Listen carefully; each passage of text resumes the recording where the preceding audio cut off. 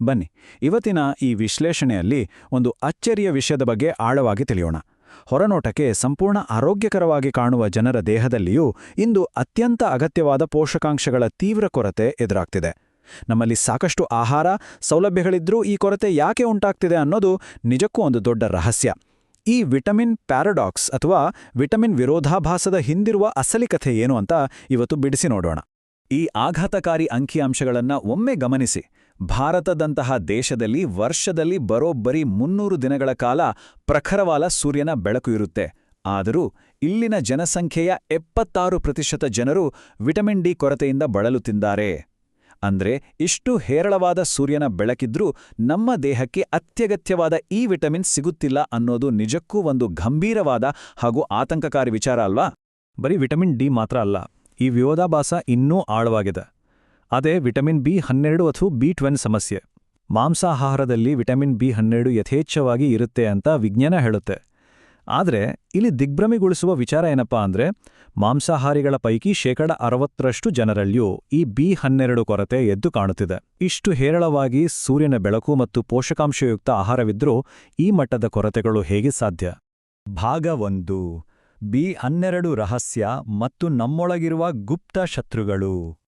ಈ ಬಿ12 ರಹಸ್ಯದ ಹಿಂದಿನ ಕಾರಣಗಳನ್ನು ನಾವು ಹುಡುಕ್ಲೇಬೇಕಾಗಿದೆ. ದೈನಂದಿನ ಜೀವನದಲ್ಲಿ ನಮಗೆ ಅರಿವಿಲ್ಲದಂತೆ ವಿಟಮಿನ್ ಬಿ12 ಹೀರಿಕೊಳ್ಳುವಂತಹ ಕೆಲವು ಗುಪ್ತ ಶತ್ರುಗಳು ನಮ್ಮ ಸುತ್ತಮುತ್ತಲೇ ಇವೆ. 4 ಲಕ್ಷ. ಹೌದು, ಈ ಸಂಖ್ಯೆ ಅತ್ಯಂತ ಪ್ರಮುಖವಾದದ್ದು. ನಮ್ಮ ದೇಹಕ್ಕೆ ಕ್ಯಾಲ್ಸಿಯಂಗಿಂತ 4 ಲಕ್ಷ ಪಟ್ಟು ಕಡಿಮೆ ಪ್ರಮಾಣದ ವಿಟಮಿನ್ ಬಿ12 ಅವಶ್ಯಕತೆ ಇರುತ್ತೆ. ಅಂದರೆ ಪ್ರತಿದಿನ ಕೇವಲ 2.4 ಮೈಕ್ರೋಗ್ರಾಮ್ಸ್ಗಳಷ್ಟು ಮಾತ್ರ ಸಿಕ್ಕರೆ ಸಾಕು.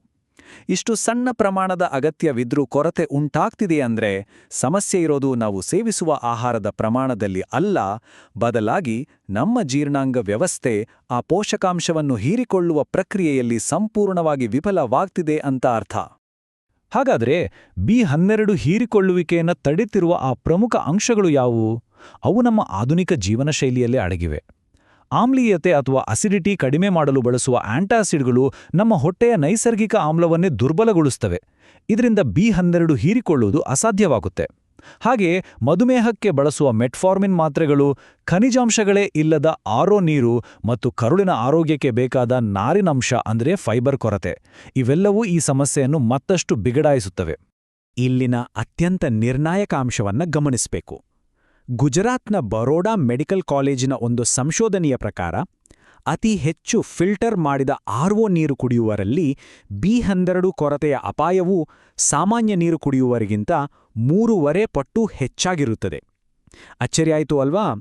ಈ ಖನಿಜರಹಿತ ನೀರು ಕಾಲಾನಂತರದಲ್ಲಿ ಕರುಳಿನ ಪದರವನ್ನು ದುರ್ಬಲಗೊಳಿಸಿ ಪೋಷಕಾಂಶಗಳ ಹೀರಿಕೊಳ್ಳುವಿಕೆಗೆ ಒಂದು ದೊಡ್ಡ ತಡೆಗೋಡೆಯಾಗಿ ನಿಲ್ಲುತ್ತೆ. ಹಾಗಾದರೆ ಇದಕ್ಕೆ ಪರಿಹಾರ ಇಲ್ವಾ? ಖಂಡಿತ ಇದೆ. ಪ್ರಕೃತಿಯಲ್ಲಿಯೇ ಇದಕ್ಕೆ ಅತ್ಯುತ್ತಮ ಪರಿಹಾರಗಳಿವೆ. ಹಾಲು ಮತ್ತು ಮೊಸರು ಬಿ12 ಜೊತೆಗೆ ಪ್ರೋಬಯೋಟಿಕ್ಸ್ ಅನ್ನು ಒದಗಿಸ್ತವೆ. ಇಡ್ಲಿ, ಉಪ್ಪಿನಕಾಯಿ, ಕಾಂಜಿಯಂತಹ ಹುದುಗಿಸಿದ ಆಹಾರಗಳಲ್ಲಿರುವ ಬ್ಯಾಕ್ಟೀರಿಯಾಗಳು ನೈಸರ್ಗಿಕವಾಗಿ ಬಿ12 ಉತ್ಪಾದಿಸ್ತವೆ. ಇನ್ನೊಂದು ಕುತೂಹಲಕಾರಿ ನಿದರ್ಶನ ಅಂದರೆ, ಆಹಾರದಲ್ಲಿ ನಿಯಮಿತವಾಗಿ ನುಗ್ಗೆಸೊಪ್ಪನ್ನು ಸೇರಿಸಿದ ಕೇವಲ 2 ತಿಂಗಳಲ್ಲಿ ಬಿ12 ಮಟ್ಟವು 161 ರಿಂದ 444ಕ್ಕೆ ಏರಿಕೆಯಾಗಿರುವುದು ದಾಖಲಾಗಿದೆ. ನುಗ್ಗೆಸೊಪ್ಪು ನಮ್ಮ ಯಕೃತ್ತಿನ ಅಂದರೆ ಲಿವರ್ನ ಕಾರ್ಯವನ್ನು ಸುಧಾರಿಸಿ ಪೋಷಕಾಂಶಗಳ ಹೀರಿಕೊಳ್ಳುವಿಕೆಯನ್ನು ಗಣನೀಯವಾಗಿ ಹೆಚ್ಚಿಸುತ್ತೆ. ಭಾಗ 2: ಸನ್ಶೈನ್ ಪ್ಯಾರಡಾಕ್ಸ್ ಅಥವಾ ವೈಟಮಿನ್ ಡಿ ಬಗ್ಗೆ ಮರುಚಿಂತನೆ. ಈಗ ನಮ್ಮ ಗಮನವನ್ನು ವಿಟಮಿನ್ ಡಿ ಕಡೆಗೆ ಹರಿಸೋಣ. ವಿಟಮಿನ್ ಡಿ ಕೇವಲ ಒಂದು ಸಾಧಾರಣ ವಿಟಮಿನ್ ಅಲ್ಲವೇ ಅಲ್ಲ, ಇದು ದೇಹದ 2000ಕ್ಕೂ ಹೆಚ್ಚು ಜೀನುಗಳನ್ನು ನಿಯಂತ್ರಿಸುವ ಅತ್ಯಗತ್ಯ ಸ್ಟೀರಾಯ್ಡ್ ಹಾರ್ಮೋನ್ ಆಗಿದೆ. ಆದರೆ ಇಲ್ಲಿ ನಿಜಕ್ಕೂ ಕುತೂಹಲಕಾರಿ ಸಂಗತಿ ಏನಪ್ಪಾ ಅಂದ್ರೆ, ಸೂರ್ಯನ ಬೆಳಕಿನಲ್ಲಿ ವಿಟಮಿನ್ ಡಿ ಇರೋದೇ ಇಲ್ಲ. ಹೌದು, ಸೂರ್ಯನ ಕಿರಣಗಳು ನೇರವಾಗಿ ವಿಟಮಿನ್ ಅನ್ನು ಚರ್ಮದೊಳಗೆ ಕಳಿಸುವುದಿಲ್ಲ. ಬದಲಾಗಿ ಸೂರ್ಯನ ಬೆಳಕು ಕೇವಲ ಒಂದು ಜೈವಿಕ ಪ್ರಚೋದಕವಾಗಿ ಅಥವಾ ಟ್ರಿಗರ್ ಆಗಿ ಕೆಲಸ ಮಾಡುತ್ತೆ ಅಷ್ಟೇ. ಹಾಗಾದರೆ ದೇಹದಲ್ಲಿ ಇದು ಹೇಗೆ ತಯಾರಾಗುತ್ತೆ ಅನ್ನೋ ಈ ಅದ್ಭುತ ಜೈವಿಕ ಪ್ರಯಾಣವನ್ನು ನೋಡೋಣ. ಮೊದಲು ಯುವಿಬಿ ಕಿರಣಗಳು ಚರ್ಮದ ಮೇಲೆ ಬೀಳ್ತವೆ. ಆಗ ಚರ್ಮವು ಆ ಕಿರಣಗಳನ್ನು ಪ್ರೀ ವಿಟಮಿನ್ ಡಿ3 ಆಗಿ ಪರಿವರ್ತಿಸುತ್ತದೆ. ನಂತರ ಅದು ಯಕೃತ್ತಿಗೆ ಹೋಗಿ ಸಂಸ್ಕರಣೆಗೊಂಡು ಅಂತಿಮವಾಗಿ ಮೂತ್ರಪಿಂಡಗಳಲ್ಲಿ ಸಕ್ರಿಯ ವಿಟಮಿನ್ ಡಿ ಆಗಿ ಬದಲಾಗುತ್ತೆ. ಅಂದರೆ ಕೇವಲ ಸೂರ್ಯನ ಬೆಳಕು ಇದ್ದರೆ ಸಾಲದು, ನಮ್ಮ ದೇಹದ ಒಳಗಿನ ಅಂಗಗಳು ಕೂಡ ಸಂಪೂರ್ಣ ಆರೋಗ್ಯವಾಗಿರಬೇಕು. ಆದರೆ ಇಂದಿನ ದಿನಗಳಲ್ಲಿ ಈ ನೈಸರ್ಗಿಕ ಪ್ರಕ್ರಿಯೆಗೆ ಹಲವು ಅಡೆತಡೆಗಳಿವೆ. ಸದಾ ಒಳಾಂಗಣದಲ್ಲೇ ಇರೋದು, ಅತಿಯಾದ ಸನ್ಸ್ಕ್ರೀನ್ ಬಳಕೆ ಮತ್ತು ತಪ್ಪು ಸಮಯದಲ್ಲಿ ಬಿಸಿಲಿಗೆ ಮೈಯೊಡ್ಡುವುದು ಇದಕ್ಕೆ ಪ್ರಮುಖ ಕಾರಣಗಳು.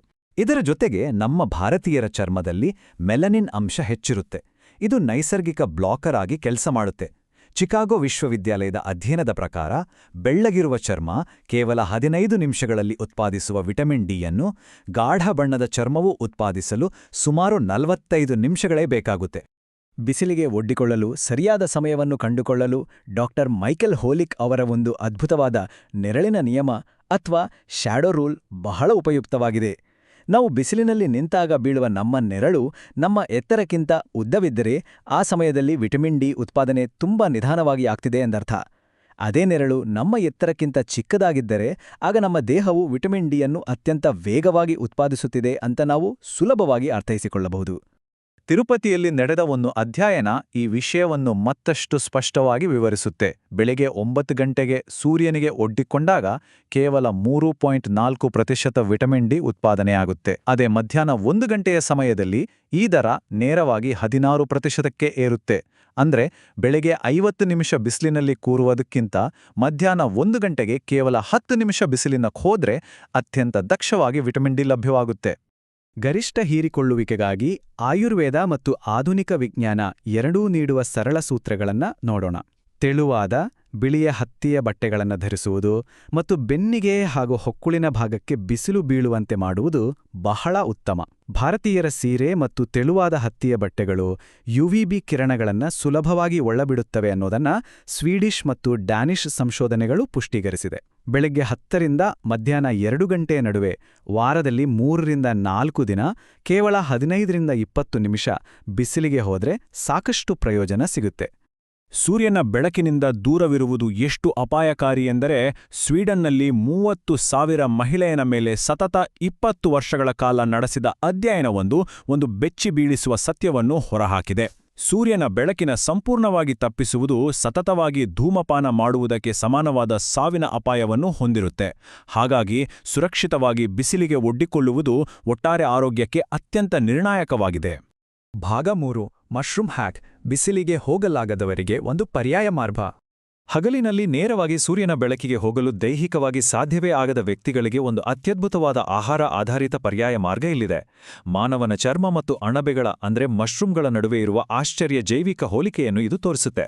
ನಮ್ಮ ಚರ್ಮವು ಕೊಲೆಸ್ಟ್ರಾಲ್ ಅನ್ನು ಬಳಸಿ ವಿಟಮಿನ್ ಡಿ ತಯಾರಿಸಿದರೆ ಅಣಬೆಗಳು ಎರ್ಗೋಸ್ಟೆರಾಲ್ ಅನ್ನು ಬಳಸಿ ವಿಟಮಿನ್ ಡಿ ಅನ್ನು ತಯಾರಿಸುತ್ತವೆ. ಅಂದ್ರೆ ನಮ್ಮ ಚರ್ಮದಂತೆಯೇ ಅಣಬೆಗಳು ಕೂಡ ವಿಟಮಿನ್ ಡಿ ಉತ್ಪಾದಿಸುವ ಅಸಾಧಾರಣ ಸಾಮರ್ಥ್ಯ ಹೊಂದಿವೆ. ಈ ಪ್ರಕ್ರಿಯೆಯ ನಿಖರವಾದ ವಿಧಾನ ಇಲ್ಲಿದೆ. Journal of agricultural and food chemistry ಪ್ರಕಾರ ಅಣಬೆಗಳನ್ನು ಕತ್ತರಿಸಿ ಅದರ ಒಳಭಾಗ ಮೇಲಿರುವಂತೆ ಇಟ್ಟು ಕೇವಲ 15 ರಿಂದ 30 ನಿಮಿಷಗಳ ಕಾಲ ಸೂರ್ಯನ ಬೆಳಕಿನಲ್ಲಿಟ್ಟರೆ ಅವು 700ಕ್ಕೂ ಹೆಚ್ಚು ಅಂತಾರಾಷ್ಟ್ರೀಯ ಯೂನಿಟ್ಗಳಷ್ಟು ವಿಟಮಿನ್ ಡಿ ಅನ್ನು ತಾವಾಗಿಯೇ ಉತ್ಪಾದಿಸುತ್ತವೆ. ಬಿಸಿಲಿಗೆ ಹೋಗಲು ಸಾಧ್ಯವಾಗದವರಿಗೆ ಇದೊಂದು ನೈಸರ್ಗಿಕ ಮತ್ತು ಅತ್ಯಂತ ಶಕ್ತಿಯುತ ಪರಿಹಾರವಾಗಿದೆ. ಭಾಗ 4 ಪೂರಕಗಳ ನಿಯಮಗಳು, ಅಂದರೆ ಸಪ್ಲಿಮೆಂಟ್ಸ್ ತೆಗೆದುಕೊಳ್ಳುವ ಸರಿಯಾದ ವಿಧಾನ. ನೈಸರ್ಗಿಕ ವಿಧಾನಗಳು ಸಾಕಾಗದೇ ಇದ್ದಾಗ ಪೂರಕ ಔಷಧಿಗಳನ್ನು ತೆಗೆದುಕೊಳ್ಳುವುದು ಅನಿವಾರ್ಯವಾಗಬಹುದು. ಆದರೆ ವಿಜ್ಞಾನ ಆಧಾರಿತವಾಗಿ ಈ ಸಪ್ಲಿಮೆಂಟ್ಸ್ ತೆಗೆದುಕೊಳ್ಳುವುದಕ್ಕೂ ಕೆಲವು ನಿರ್ದಿಷ್ಟ ನಿಯಮಗಳಿವೆ. ವಿಟಮಿನ್ ಬಿ12 ನೀರಿನಲ್ಲಿ ಕರಗುವ ವಿಟಮಿನ್. ಆದ್ದರಿಂದ ಇದನ್ನು ಯಾವಾಗಲೂ ಖಾಲಿ ಹೊಟ್ಟೆಯಲ್ಲಿ ನೀರಿನೊಂದಿಗೆ ತೆಗೆದುಕೊಳ್ಳಬೇಕು. ಆದರೆ ವಿಟಮಿನ್ ಡಿ3 ಕೊಬ್ಬಿನಲ್ಲಿ ಕರಗುವ ವಿಟಮಿನ್. ಹೀಗಾಗಿ ಇದನ್ನು ಉಪಹಾರದ ನಂತರ ಸ್ವಲ್ಪ ಕೊಬ್ಬಿನಂಶವಿರುವ ಆಹಾರದ ಜೊತೆಗೆ ತೆಗೆದುಕೊಳ್ಳಬೇಕು. ಈ ನಿಯಮಗಳನ್ನು ಪಾಲಿಸಿದರೆ ಮಾತ್ರ ಆ ಪೋಷಕಾಂಶಗಳು ಜೈವಿಕ ತ್ಯಾಜ್ಯವಾಗದೆ ದೇಹದಲ್ಲಿ ಸರಿಯಾಗಿ ಹೀರಲ್ಪಡುತ್ತವೆ. ಅಂತಿಮವಾಗಿ ಇದು ನಮ್ಮನ್ನು ಒಂದು ಪ್ರಮುಖ ಪ್ರಶ್ನೆಗೆ ಕರೆದೊಯ್ಯುತ್ತೆ. ಅತಿಯಾಗಿ ಫಿಲ್ಟರ್ ಮಾಡಿದ ನೀರು ಮತ್ತು ಸಂಪೂರ್ಣವಾಗಿ ಒಳಾಂಗಣದಲ್ಲೇ ಕಳೆಯುವ ಜೀವನ ಶೈಲಿಯಂತಹ ನಮ್ಮ ಆಧುನಿಕ ಸೌಕರ್ಯಗಳು ನಮಗೆ ಅರಿವಿಲ್ಲದಂತೆ ನಮ್ಮ ದೇಹವನ್ನು ಅತ್ಯಂತ ಅಗತ್ಯವಾದ ನೈಸರ್ಗಿಕ ಪೋಷಕಾಂಶಗಳಿಂದ ವಂಚಿಸ್ತೀವೆಯಾ? ದೈನಂದಿನ ಅಭ್ಯಾಸಗಳನ್ನು ಹಾಗೂ ಆಧುನಿಕ ಜೀವನದ ಗುಪ್ತ ಪರಿಣಾಮಗಳನ್ನು ಮರುಪರಿಶೀಲಿಸುವ ಸಮಯ ಈಗ ಬಂದಿದೆ. ನಮ್ಮ ನೈಸರ್ಗಿಕ ಜೀವನ ಶೈಲಿಯ ಕಡೆಗೆ ಮರಳುವುದು ಇಂದಿನ ತುರ್ತು ಅಗತ್ಯವಾಗಿದೆ. ಈ ವಿಶ್ಲೇಷಣೆ ಖಂಡಿತವಾಗಿಯೂ ಒಂದು ಹೊಸ ದೃಷ್ಟಿಕೋನವನ್ನು ನೀಡಿದೆ ಅಂತ ಭಾವಿಸ್ತೇನೆ. ಲೈಕ್ ಮಾಡಿ, ಸಬ್ಸ್ಕ್ರೈಬ್ ಮಾಡಿ ಮತ್ತು ಶೇರ್ ಮಾಡಿ.